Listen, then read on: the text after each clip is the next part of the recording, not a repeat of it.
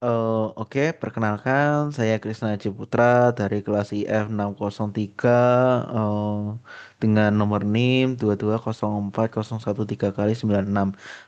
Dalam video kali ini saya akan mempresentasikan mengenai tugas UAS semester untuk mata kuliah RPA Rekayasa Perangkat Lunak dengan dosen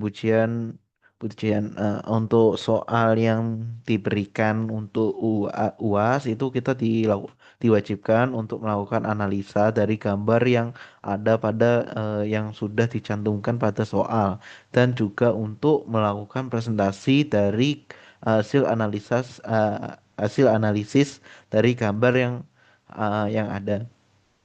Nah, oleh karena itu sudah saya buatkan untuk eh, PowerPoint untuk melakukan analisa yang ada.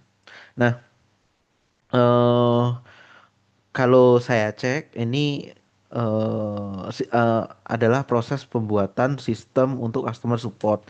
Nah, kalau saya analisis dari gambar-gambar yang ada itu ada 4 gambar itu merupakan eh, eh, delivery eh, mengenai pembuatan program customer support. Nah, ini saya mengkaitkan untuk contoh studi kasusnya adalah untuk pembuatan customer support mengenai custom clothing. Nah, jadi kalau diterapkan pada case skenario contoh skenario yang ada sih ini bisa diterapkan di clothing yang ingin scale up bisnis atau ingin mengembangkan bisnis ke online. Nah, dan mereka ingin membuat clothingan dengan menggunakan web website mereka sehingga user dapat melakukan custom clothing secara mandiri sendiri-sendiri dan kita dapat menerima orderan custom clothing yang mereka sesuai dengan fungsinya sebagai customer support. Nah, at- nah di gambar ini menjelaskan mengenai analisa sistem web app yang akan dibuat nanti dalam bentuk sistem workflow, sistem interface, dan juga eh, analisis datanya nanti. Nah, untuk yang gambar pertama itu adalah komponen sistem. Jadi untuk sistem customer support nanti untuk contoh penerapannya di custom clothing itu ada 5, yaitu input, hardware atau software, orang yaitu customer, super super salesperson dan teknisi, data dan prosedur dan output. Nah, setiap komponen-komponen ini punya fungsi masing-masing. Input, permintaan dari pelanggan, hardware software itu database, web app-nya, aplikasinya. Untuk people-nya itu orangnya itu customer salesperson atau teknisi, data supportnya, catatan kebutuhan, aturan sistem, desain clothing dan lain-lain. Output itu penawaran harga dari produk yang custom tadi sehingga user dapat segera melakukan check out barang customnya itu. Nah, di gambar yang kedua ini merupakan sistem environment, gambaran sistem yang akan dibuat nanti. Jadi jadi ada dua dua variabel di sini yaitu manual part dan automation part. Manual part ini sendiri itu di sisi usernya, people-nya. Jadi setiap aplikasi itu pasti ada interface, ada eh yang mengolahnya yaitu salesperson dan teknisi. Contohnya di sini untuk permintaan dan pengecekan data ini pada sistem boundariesnya, eh, eh, eh, batasan di sistemnya itu manual part, user harus mengisi secara mandiri. Nah, untuk automation part itu adalah otomatis menghitung sistemnya. Jadi sistem otomatisasinya menghitung harga, mendesain gambarnya, melakukan melakukan check out barangnya, dan notifikasi ke user kayak seperti itu sih otomatisasinya. Jadi ini tidak perlu ada campur tangan dari salesperson atau user gitu sih. Nah, untuk diagram proses bisnisnya ini ada empat tipe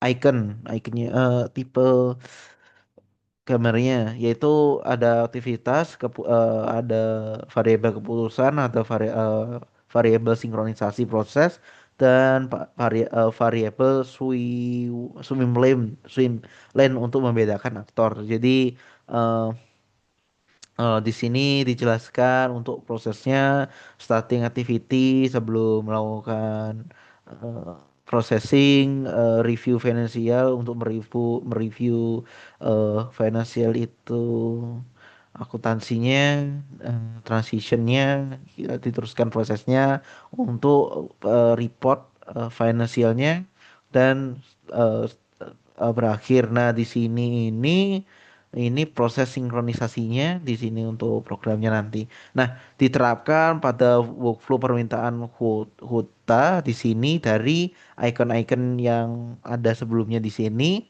itu ada alur prosesnya. Jadi customer mengajukan quotation atau mengajukan custom custom design. Habis itu salesperson atau di sini admin mencatat kebutuhan, misalnya bahannya ini, warnanya ini, desainnya tuh kayak gini, ukurannya berapa, kayak seperti itu.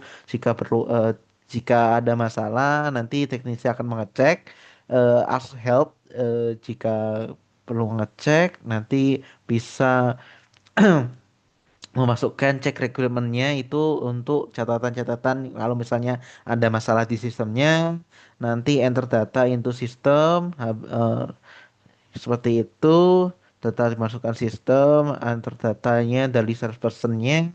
Habis itu sistem akan otomatis menghitung jumlah catatan, kebutuhan, dan harga dari setiap barangnya dan akan diinfokan ke pihak customer. Kalau misalnya customer melakukan perubahan, akan balik lagi ke proses di development, nota atau langsung bisa ngedit lagi, atau kalau misalnya user yes, bisa langsung melakukan order. Nah, program yang akan dibuat itu memiliki fungsi untuk input permintaan quotation dari pelanggan, kebutuhan, eh, manajemen kebutuhan teknis, otomasi perhitungan harga, review dan persetujuan penawaran. Nah, kemungkinan teknologi yang akan dibuat itu, teknologi yang akan digunakan, front end-nya kita pakai ya pada umumnya, eh, kita bisa pakai framework yang sudah uh, mature gitu, Laravel kayaknya, bukan, yang macam-macam. Backend-nya kita bisa pakai PHP, Python, Node, PHP, MySQL. Itu database-nya MySQL atau Postgre. Untuk email notifikasinya kita bisa tambahkan API-nya email otomatis. Nah, hasilnya itu customer dapat order dari web app, user dapat memperkirakan harga, user dapat desain mandiri, seller dapat menerima permintaan pesanan. Tuh. Hmm. Nah, workflow pengerjaan untuk awalnya kita analisis sistem, habis itu kita identifikasi otomatisasi, habis itu kita desain diagram aktivitas, habis itu implementasi proses bisnis. Setelah itu eh, setelah itu pengembangan program, tadi manajemen sistem, pengujian dan validasinya, habis itu deploy. Nah, untuk dari saya cukup sekian. Jika ada kurangnya saya mohon maaf. Terima kasih. Sampai jumpa.